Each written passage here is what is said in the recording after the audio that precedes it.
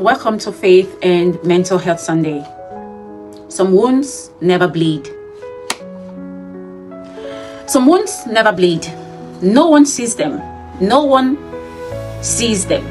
No bandage can cover them. No scan can find them.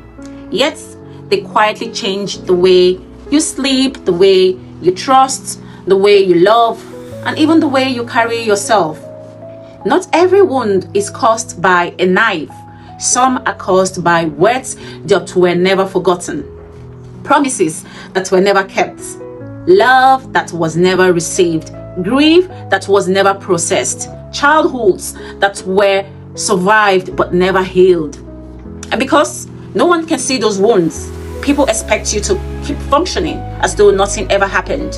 So you smile, you keep serving, you keep saying, I'm okay.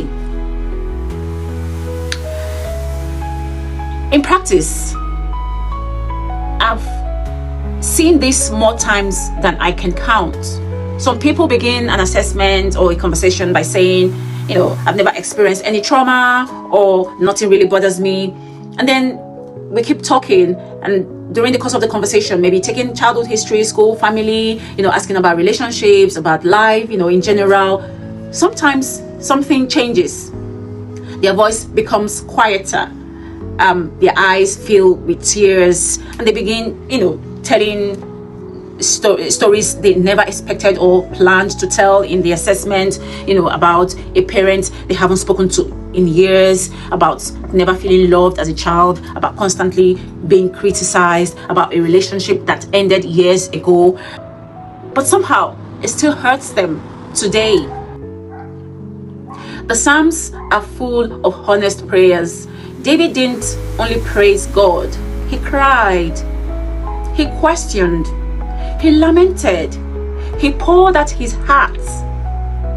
God can handle your honesty. He isn't intimidated by your tears. Sometimes the beginning of healing is simply telling the truth about what you've been carrying. And sometimes that truth needs to be spoken to another person. Healing doesn't always begin with having all the answers. Sometimes it begins with one honest conversation, one trusted friend, one family member who isn't judgmental, one counselor, one therapist.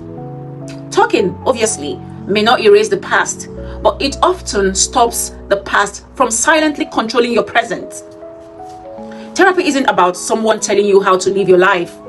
It's about giving you a safe place to understand your story, to recognize patterns that may never have been noticed or you haven't noticed, to process emotions you have been carrying alone, and to learn healthier ways of moving forward.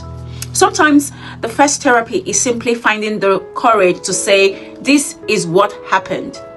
So, today, ask yourself one question.